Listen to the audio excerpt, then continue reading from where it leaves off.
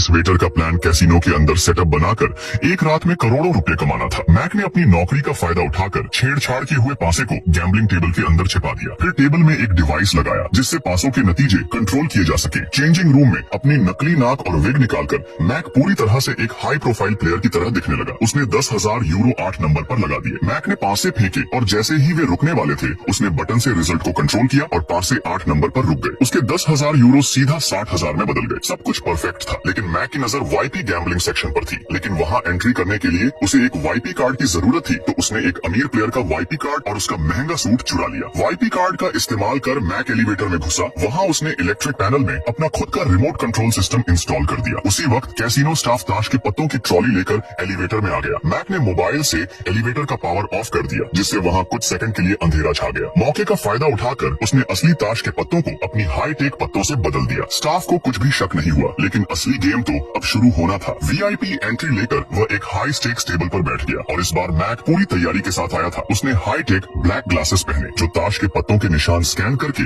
उनकी असली वैल्यू दिखाते थे। डीलर ने कार्ड शफल किए। मैक ने मोबाइल से सिग्नल भेजा और हाई टेक चश्मे के जरिए सभी पत्तों को साफ साफ देख लिया। लेकिन प्लान के मुताबिक उसने शुरुआत में हारने का नाटक किया ताकि विरोधी का आत्मविश्वास बढ़े और वह बड़ी रकम लगाने लगे। जब ओपोनेंट प्लेयर पूरी तरह रिलैक्स हो गया तो मैक ने अपना मास्टर स्ट्रोक खेला। उसने देखा कि ओपोनेंट के पत्ते उससे छोटे थे, इसलिए उसने अपने सारे चिप्स दांव पर लगा दिए। विरोधी को थोड़ा शक हुआ, लेकिन उसने भी पूरा पैसा दांव पर लगा दिया। मैक को पूरा भरोसा था कि वह जीत चुका है, लेकिन जैसे ही डीलर ने रिजल्ट अनाउंस किया सारी चिप्स ओपोनेंट खिलाड़ी की तरफ कर दी गई। मैक को कुछ समझ नहीं आया। उसने चश्मे में किंग और दहला देखा था, लेकिन जब उसने चश्मा उतारा तो असली पत्ते पंजा और तिक्का निकले। चश्मा धोखा दे गया, प्लान फेल हो गया और मैक का पूरा पैसा 1 सेकंड में खत्म हो गया। 3 साल की मेहनत, हाईटेक सेटअप, एक परफेक्ट प्लान, सब कुछ बेकार चला गया। उसने 10,000 यूरो लगाए थे और अब उसके पास 0 बचा था। किस्मत के साथ खेलोगे तो खुद खेल बन जाओगे। मैजिकल दादी हर बार 8 नंबर पर बैट लगाती और हर बार बॉल 8 नंबर पर रुक जाती, जिससे दादी बहुत रुपए जीत चुकी थी। दादी का कॉन्फिडेंस 7वें आसमान पर था। दादी को लगा आज उसका दिन है, तो उसने सारे पैसे एक बार में दांव पर लगा दिए। पास में बैठे एक फॉरेनर ने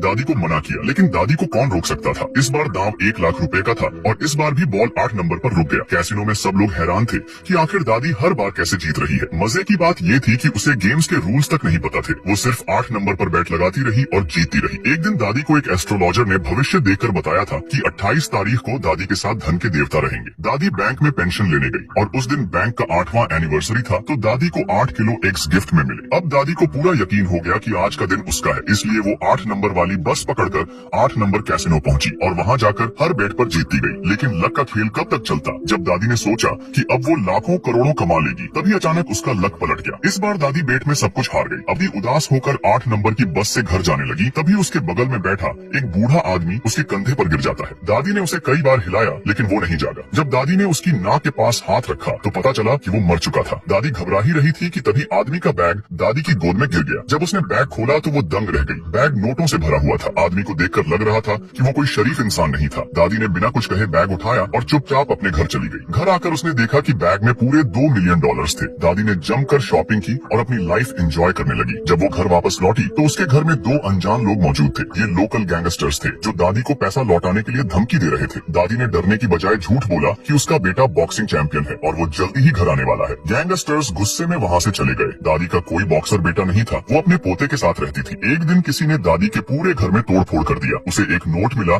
जिसमें लिखा था, अगर अपने पोते की सलामती चाहती हो तो पैसे लौटा दो। क्या दादी का लक उसे फिर बचाएगा। आदमी पूरी तरह टूट चुका था क्योंकि उसकी गर्लफ्रेंड की शादी उसके बेस्ट फ्रेंड से हो गई थी, इसलिए उसने सुसाइड करने का फैसला किया। स्ट्रीट लाइट से बंधी 43 मीटर लंबी रस्सी से लटकने के लिए सीढ़ी लगाकर ऊपर चढ़ा, लेकिन जैसे ही गले में फंदा डालकर सीढ़ी से पैर हटाया, स्ट्रीट लाइट टूट गई और उसे कुछ नहीं हुआ। इस बार मरने से पहले उसने एक सुसाइड नोट लिखा। बाथटब में पानी भरकर उसमें टोस्टर डालकर खुद को इलेक्ट्रिक शॉक देने की कोशिश की, लेकिन टोस्टर की वायर छोटी होने के कारण उसने बेड लैंप का वायर यूज करने का सोचा। जैसे ही उसने प्लग लगाया, घर की बिजली ही चली गई। घर में सुसाइड न कर पाने के कारण वह गैराज में कार एक्सीडेंट करने की सोचता है, लेकिन उसने पिछली बार कार में सिर्फ 3 रुपए का पेट्रोल भरवाया था, जिससे कार स्टार्ट नहीं हुई। परेशान होकर वह बहुत तरीके ट्राई करता है, लेकिन हर बार बच जाता है, जिससे गुस्से में आकर वह तोड़फोड़ करने लगता है। इस बार उसने खुद को गन पॉइंट पर रखा, तभी फायर अलार्म बजने लगता है। बाहर जाकर उसने देखा कि पड़ोस में आग लग गई है। यह देखकर उसके अंदर अलग फीलिंग आ गई। उसने कार पर सुसाइड नोट छोड़ा और जलते हुए घर में चला गया, लेकिन इस बार उसने एक खूबसूरत लड़की को बचा लिया। यह देखकर उसे लगा कि शायद उसकी जिंदगी का कुछ मतलब है। उसने इरादा बदला और सुसाइड नोट फेंक दिया। उसे अचानक एक नया मकसद मिल गया, लेकिन अंत में उसके साथ वही हो जाता है।